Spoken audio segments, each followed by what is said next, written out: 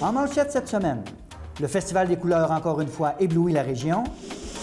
Les Mustangs de Vaudreuil-Dorion reçoivent une mention honorable au niveau canadien. Et l'organisme Les Citoyens au courant fait le point sur la décision de l'Office national de l'énergie.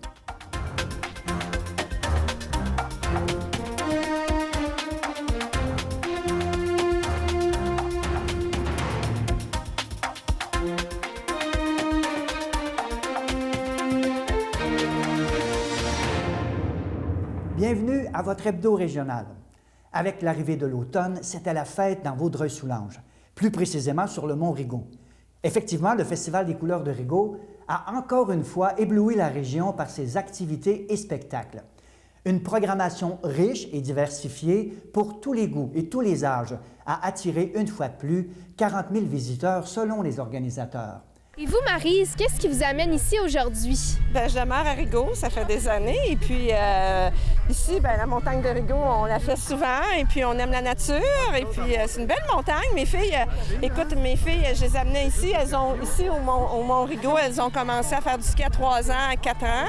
Aujourd'hui, elles ont 26 et 23 ans. Donc, ça fait partie de notre univers et de notre façon de penser. La nature, on est près d'elle et puis on aime ça. Bien, merci beaucoup. Bonne journée. Merci. La messe de l'Action de grâce, activité phare qui est devenue au fil des ans une tradition, a été célébrée à l'église Sainte-Madeleine de Rigaud en compagnie du chœur classique Vaudreuil-Soulanges. L'équipe de C'est sur la télé était sur place pour sa diffusion en direct sur le web.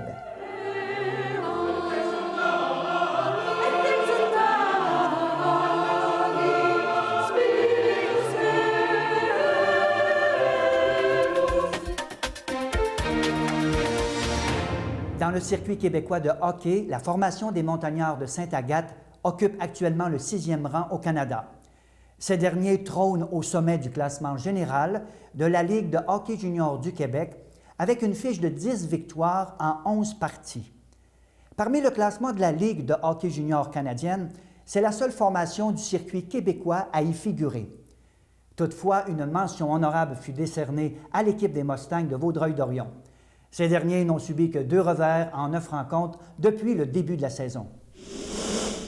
Toujours au sujet des Mustangs de Vaudreuil-Dorion, ceux-ci recevaient le 4 octobre dernier le Titan de Princeville. Nul était des prouesses du gardien adverse qui fut élu le joueur du match dans le camp de Princeville. Les Mustangs auraient sans doute marqué plus de buts. Tout de même, le but de Raphaël Patry a fait la différence dans un gain de 4-3. Départ canon pour la saison de hockey de l'équipe féminine Junior B de la région. Lors de leur dernier match le 4 octobre dernier, les Phoenix de Trois-Lacs ont gagné 7-4 contre les Canadiennes de Montréal. Le 29 septembre dernier, le conseil municipal de Terrasse-Vaudreuil conviait ses citoyens à participer à une soirée de consultation portant sur l'avenir de leur église. Rappelons que le bâtiment a été acquis par la municipalité en juillet dernier. La trentaine de citoyens présents ont pu échanger avec le conseil et partager leur vision quant à la future vocation de l'Église. Le maire Michel Bourdeau explique que cette consultation a permis de réaliser à quel point les citoyens sont mobilisés derrière ce projet et qu'il semble y avoir une forte volonté de transformer l'Église en un lieu où l'activité communautaire et culturelle serait centrale. La ville de Vaudreuil-Dorion a récemment acquis un bâtiment et les terrains à proximité du parc Esther-Blondin. Ceci permettra l'agrandissement de la superficie du parc municipal ainsi que son réaménagement. Le maire Guy Pilon déclare que cette acquisition permettra d'assurer qu'aucun bâtiment privé ne sera construit sur ces terrains. Par le fait même, l'optimisation de ce site offrira une fenêtre sur l'eau beaucoup plus grande pour les citoyens. En raison de l'état des lieux, l'édifice qui a entre autres logé une taverne et un hôtel sera détruit. Les travaux débuteront en octobre 2015. Le 3 octobre dernier, la Fondation de la Maison de soins palliatifs de Vaudreuil-Soulanges tenait son 10e souper de viande sauvage à la cabane Marc Bessner à Coteau-du-Lac. Le président d'honneur, M. Marc Bessner, a accueilli près de 400 convives, ce qui a permis d'amasser 46 310 $ pour la Fondation cette année. La Fondation de la Maison de soins palliatifs de Vaudreuil-Soulanges offre depuis septembre 2010 Des soins palliatifs spécialisés à des personnes de tout âge, atteintes d'une maladie en phase terminale, dans le respect et la dignité, et ce, tout à fait gratuitement. La Ville de Vaudreuil-Dorion invite les parents d'enfants âgés de 3 à 5 ans, membres de la bibliothèque municipale, à inscrire leurs tout-petits aux soirées d'heure du conte de l'Halloween qui auront lieu les 27, 28 et 29 octobre dès 19 h. Les Seabrains font jaser dans la région. Ce nouveau groupe de rap se démarque par ses textes originaux, mais surtout parce qu'ils sont accompagnés de musiciens. Voici un reportage réalisé lors de leur premier spectacle. Je suis avec le groupe Seabrains et l'organisation était une fois dans l'Ouest. Bonsoir les gars. Bonsoir. Bonsoir. Alors, le maestro du mastering, qu'est-ce que ça fait de dévoiler au grand monde ses créations? Je te dirais que c'est bon de pouvoir transmettre une énergie aux gens, recevoir l'énergie des gens, puis ça nous donne la force de continuer. Puis on veut continuer, donc c'est à venir dans le futur. Et puis, il était une fois dans l'Ouest. Archie Boys, oui. T'es le chanteur, le rapper. Oui. Ce soir, c'est beaucoup de tes compositions que tu as chantées. Oui, c'est toutes mes compositions puis les instrus à Totos. Qu'est-ce que ça fait de maintenant rapper, chanter, mais avec des musiciens qui jouent de la musique live? Ça change toute la dynamique, c'est clair. Puis je pense que le son était pas pareil non plus comparé aux autres artistes. C'est sûr que, veut pas, on se compare, tu sais. Puis il y en a qui vont dire « Ah, moi, je me compare pas », si c'est pas vrai. On se compare tout, on le fait tout. Puis moi, je pense que oui, on a pété à la place. Est-ce que tu penses que ça va influencer tes prochaines écritures? C'est sûr. C'est sûr. À chaque show que je fais, j'ai toujours des idées. Puis il me met un beat, c'est comme « OK, je fais ça. » Puis il dit « Ah, c'est demain, je filais le beat. » Fait que, tu sais, c'est des bonnes coïncidences. C'est clair qu'on connecte. Il n'y a pas de doute. Merci. 2 musiciens, un bassiste et un guitariste. Marcus, jouer de la guitare avec un groupe de rap. En fait, c'est nouveau pour moi. Je viens du monde du rock majoritairement. Fait que c'était un beau challenge de rester créatif, d'essayer de percer un peu plus loin ce genre-là. Bien content d'avoir essayé. Sto, c'est quoi la prochaine étape comme bassiste dans un groupe de rap comme ça? Bien, plus de shows. Puis des sorties de studio, CD, iTunes, MP3. Le DJ? Moi, c'est Rich's Rights. En fait, c'est moi le DJ, donc c'est moi qui s'occupais du son. En fait, je trouve que c'est une responsabilité qui me tient à cœur parce que, vu que c'est moi qui s'occupe du son, c'est grâce à moi qu'on les entend sur scène et moi, je m'assure qu'on les entend sur scène clairement et que la musique se transmet au public. C'est excellent. Je vais conclure avec Baptiste. Alors, Baptiste, c'est quoi la prochaine étape pour toi aussi? Écoute, j'organise les shows l'été une fois dans l'Ouest, puis mon but, c'est d'être le plus gros des petits shows, fait que je veux pas me... Tu sais, tout le temps d'upgrader une petite coche, tu sais, on s'occupe du son, que le son sonne bien, c'est souvent une problématique dans les shows de rap, le son. Après ça, on essaie d'avoir un coup que le son, là, moi, je trouve que c'est à mon goût, fait que le reste va venir, le reste, c'est de la promotion, puis s'arranger que la place soit toujours pleine. Vu que c'est une petite place, c'est pas trop dur à remplir, fait que d'où l'expression « le plus gros des petits shows ». Moi, je m'amuse beaucoup. Ça fait longtemps que je fais ça. Je trouve ça le fun en soirée parce que les gars, ils ont mis une bass puis une guitare. Moi, j'ai fait de la musique dans des vraies bandes, là, comme que je dirais, là, avec des instruments. Je trouve ça vraiment cool. C'est une belle dynamique. Si on veut suivre justement Seabrains, j'imagine que Seabrains a un site, un Facebook puis un site web. Oui. Seabrains, un nouveau groupe qui réinvente le hip-hop à suivre absolument. Nous recevons aujourd'hui la porte-parole de l'organisme Citoyens au courant, Mme Lorraine Caron. Bonjour, Mme Caron. Bonjour. Alors, il y a du nouveau avec l'Office national de l'énergie sur les pipelines dans la région. Mais avant de commencer, parlez-nous un petit peu de l'historique suite à votre rencontre qu'on a eue là, en mars dernier ici à C'est sur la télé. Il y a beaucoup de choses qui se sont passées depuis le printemps je suis venue vous parler du projet d'Enbridge 9B. Premièrement, entre mars et juin, plusieurs municipalités ont adopté des résolutions pour demander à l'Office national de l'énergie d'ordonner des tests hydrostatiques, des tests de pression à l'eau. Pas seulement dans la région. Non, dans la région de Vaudreuil-Soulanges, mais également à Argenteuil, bien, tout le long du tracé, en fait, du pipeline, toutes les 6 MRC, 23 municipalités ainsi que la communauté métropolitaine de Montréal ont demandé ces tests afin de garantir la sécurité, l'intégrité du pipeline. Et donc, l'Office national de l'énergie n'a pas pu faire autrement qu'effectivement exiger des tests hydrostatiques sur le pipeline, mais n'a seulement exigé que sur 3 tronçons du pipeline. Donc, ça correspond à environ 10 du pipeline. Donc, à ce niveau-là, nous étions déçus parce que nous aurions préféré qu'ils demandent des tests sur l'ensemble de la canalisation. Toujours appuyé par les élus. Oui, les élus exigeaient également sur l'ensemble du pipeline. Donc, ça, à ce niveau-là, on n'était pas très heureux, mais on était au moins heureux du fait que le standard de pression pour le test était le bon. Mais coup de théâtre, en plein été, au mois de juillet, l'Office national de l'énergie a décidé d'abaisser la pression des tests à la demande d'Enbridge. Et donc, les 3 tests qui avaient été ordonnés se sont faits à une pression réduite. Et donc, là, à la fin du mois de septembre, l'Office national de l'énergie a approuvé les résultats de ces tests-là. Et là, donc, la compagnie Enbridge est en mesure maintenant de débuter l'exploitation du pipeline. De l'ouest en est. D'ouest en est cette fois-ci, parce que la canalisation 9B d'Enbridge, c'est un vieux pipeline qui a 40 ans. Initialement, ça voyageait le pétrole d'ouest en est. Puis ensuite, dans les années 90, il y a eu une première inversion du flux, donc pour changer, de s'en aller de l'est vers l'ouest. Et là, maintenant, on demande une nouvelle inversion.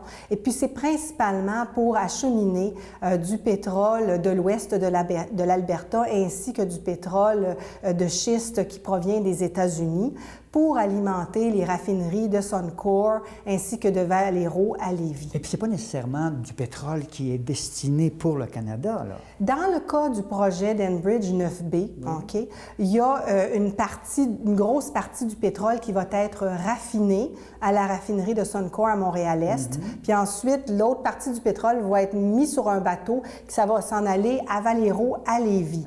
Maintenant, on ne sait pas avec le pétrole qu'est-ce qu'ils vont faire avec. Est-ce qu'ils vont l'exporter? Ils vont le garder pour le marché ici. C'est très difficile de le savoir. Donc, il y a 2 projets de pipeline qui sont devant l'Office national de l'énergie qui ont chacun un rôle. Oui, 2 gros projets qui touchent notre région. Donc, je viens de parler de Enbridge 9B. Et l'autre? Il s'appelle Énergie Est et il est promu par la compagnie TransCanada.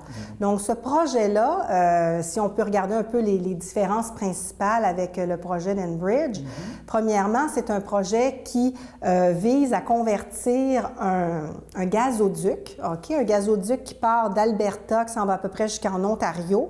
Donc, c'est un pipeline existant qu'on va convertir. Puis là, on va rabouter à ce pipeline-là un pipeline neuf qu'on va construire et qui va entrer au Québec par Rigaud, qui va passer sur la rivière des Outaouais, qui va s'en aller le long de la rive nord du fleuve pour traverser le fleuve Saint-Laurent, s'en aller jusqu'au Nouveau-Brunswick. Il va être neuf, ce pipeline-là. Cette portion québécoise-là va être neuve. Parfait. Oui, et c'est un pipeline qui va transporter 1,1 million de barils par jour de pétrole issu des sables bitumineux de l'Alberta. On a appris également qu'il y aurait un train de chaleur terminal qui va se rajouter à ces 2 projets de pétrole. La région, finalement, comporte des pipelines, mais comporte également le rail du CN, le rail du CP. Et donc, dans le cas de ce 3e projet-là, c'est un projet de la compagnie Chaleur Terminal qui veut acheminer du pétrole issu des sables bitumineux en utilisant les voies ferroviaires du CN.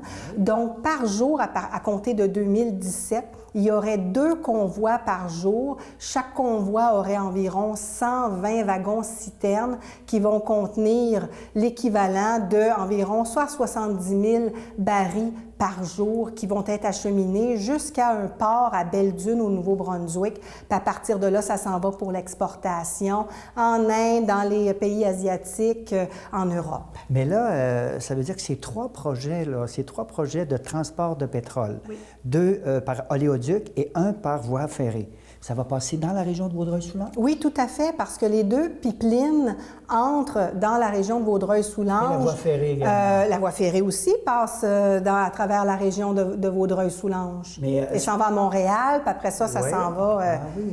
Oui, ça sillonne le Québec jusqu'au Nouveau-Brunswick. Maintenant, l'organisme que vous êtes la porte-parole, vos interventions sont sur le projet d'Enbridge actuellement. Principalement, nous avons travaillé très fort à informer les élus municipaux. Ils sont toujours derrière vous? Oui, la plupart des élus municipaux, je dirais, ont encore quelques petits problèmes au niveau des plans d'urgence. Je note, par exemple, la MRC de Vaudreuil-Soulanges qui était très déçue de la décision de l'ONE de donner le feu vert au projet Enbridge 9B parce qu'elle n'a pas reçu encore des plans d'urgence spécifiques pour la région. Il y a le maire de Bois-des-Filions, qui est également préfet de la MRC de Thérèse de Blainville, qui, le 1er octobre dernier, lorsque nous avons appris le feu vert par l'ONE de Enbridge, s'est exprimé lors de l'Assemblée de la communauté métropolitaine de Montréal, disant qu'il y avait un profond malaise par rapport au fait que le maire de Nicodère avait jugé satisfaisantes les réponses de l'Office national de l'énergie, et le maire Coderre, lui, était satisfait et se disait qu'il allait se montrer vigilant encore, mais il était quand même satisfait. Le maire de Laval, lui, avait mentionné qu'il avait reçu des plans d'urgence, mais qu'il y avait encore des petites affaires à peaufiner, mais que lui aussi avait quand même un malaise par rapport à ça. Donc, il y a encore des municipalités qui se sentent pas prêtes du tout pour ce projet-là. Dans les plans d'urgence, ils ont quand même mis un fonds de réserve pour pouvoir remédier en cas de sinistre. En fait, la MRC de Vaudreuil-Soulanges avait demandé un fonds de prévoyance, ce qui est très différent de ce qui a été voté par le gouvernement fédéral. Le gouvernement fédéral a adopté une loi au printemps qui exige que les compagnies pétrolières aient une assurance d'1 milliard de dollars en cas de déversement. Mais une assurance, c'est pas la même chose qu'un fonds de prévoyance où on a déjà l'argent mis de côté pour prévoir ce genre d'événements. Donc, la MRC a quand même beaucoup de choses qu'elle avait demandées qui n'ont pas été répondues. Une fois maintenant les élections sont terminées, qu'est-ce que le regroupement va faire dans les prochaines semaines avec le nouveau gouvernement en place? Bien, nous allons examiner les options parce que nous ne sommes toujours pas satisfaits du fait que l'Office national de l'énergie n'ait pas demandé d'essai hydrostatique sur l'ensemble du pipeline à la bonne pression. Ça, c'est quelque chose qu'on demande depuis le début. Nous avons formulé plusieurs demandes de révision administrative envers l'ONE à ce sujet-là. Puis on est en train d'examiner nos options pour voir si notre cas est assez solide pour aller en recours judiciaire. Et si tel était le cas, bien là, on va avoir besoin d'un peu d'aide financière pour pouvoir entrer dans ce processus-là. Qu'est-ce qu'on peut faire? Est-ce qu'on peut avoir de l'information avec l'organisme des citoyens au courant? Nous avons un site Internet qui s'appelle faitpipeline.com que les gens peuvent aller visiter. Nous avons une page Facebook, les citoyens au courant. Nous sommes sur Twitter pour ceux qui aiment tweeter à la fois citoyens au courant et Fait Pipeline. Et bien sûr, ce que vous pouvez faire une fois que vous êtes informé, c'est de parler à vos élus.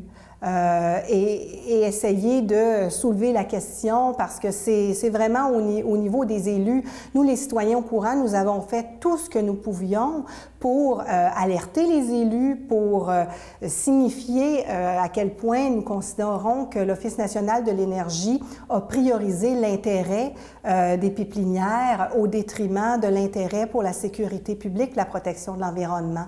Donc, s'il y a des choses à faire, c'est de nous suivre, de nous contacter, de parler à vos élus, parce que malheureusement, tous les comités de vigilance sont en place, sont pas nécessairement indépendants. Et vous revendiquez vraiment que les tests hydrostatiques soient faits sur une partie du secteur? C'est ça que l'organisme revendique? Nous revendiquons sur l'ensemble de la canalisation, mais c'est sûr que, par exemple, la MRC d'Argenteuil, ce qui est important pour elle, c'est qu'au moins le test se fasse sous la rivière des Outaouais, sur le tronçon qui passe sous la rivière, parce que ce sont des endroits de conséquences très graves. Et ça, l'Office national de l'énergie ne l'a pas demandé à l'entreprise? Non, en fait, les 3 tronçons que l'Office a sélectionnés, ce sont 2 tronçons en Ontario et un tronçon au Québec qui était situé à Mirabel.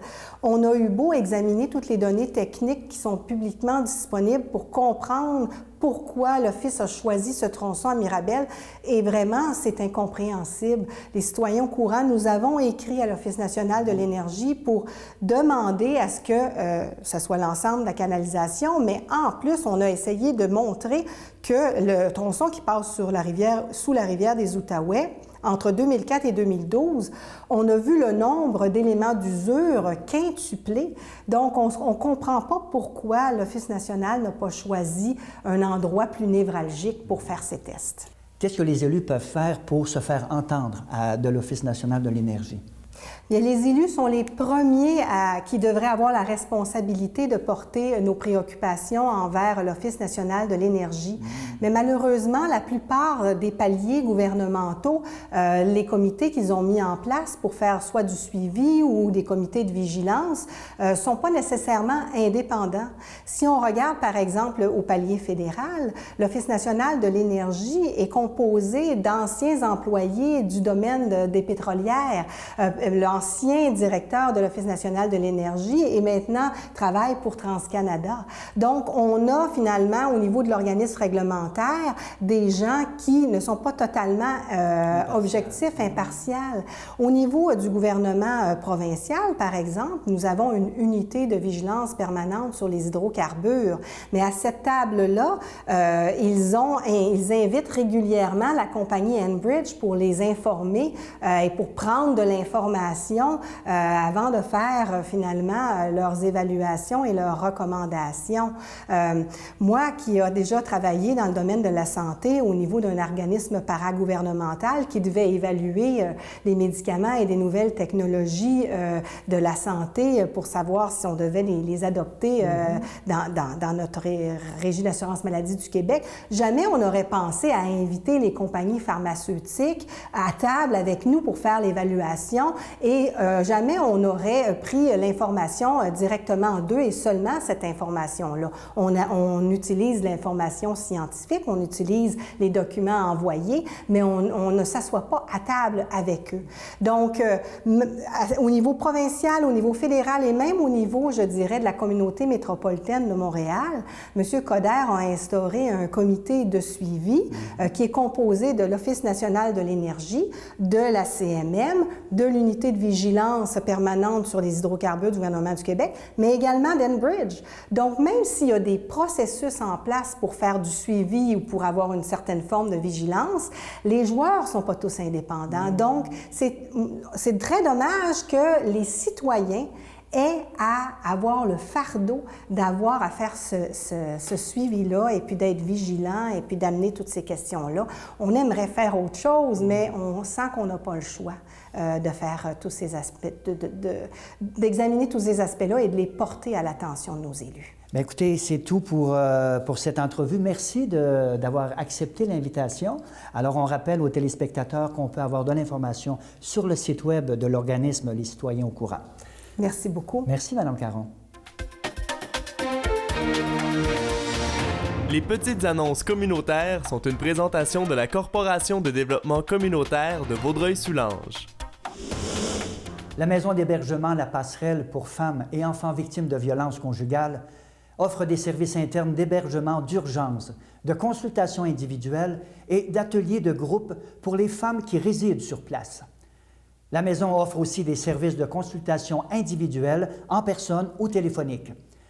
De plus, des services sont offerts en intervention auprès des jeunes ou en support aux femmes dans leur habileté parentale. Le Centre communautaire des aînés de Soulanges est un organisme qui offre divers services aux aînés de la région. Sa mission est d'améliorer la qualité de vie des aînés en contribuant à leur sécurité et en favorisant leur maintien à domicile. Le Centre confectionne et vend des mets surgelés aux aînés de la région à coût modique et ce service est maintenant accessible à toute la population à titre d'autofinancement pour l'organisme. Pour commander ou consulter la liste des mets disponibles, informez-vous auprès de l'organisme.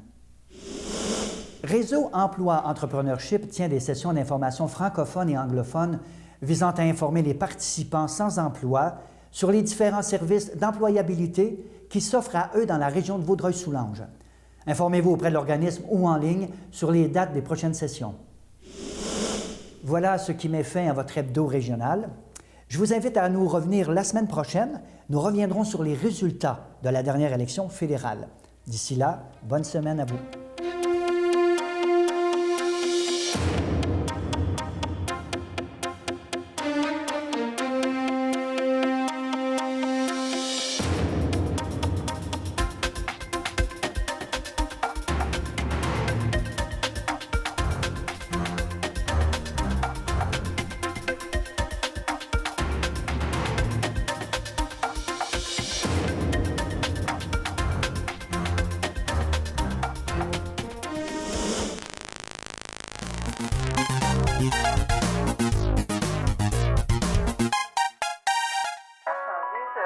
On va les chercher chez vos fournisseurs. Qui sont vos fournisseurs? Peux-tu en parler un peu?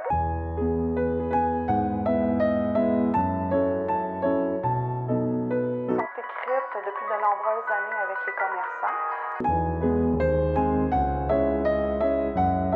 Ces denrées-là, une fois arrivées ici à l'entrepôt,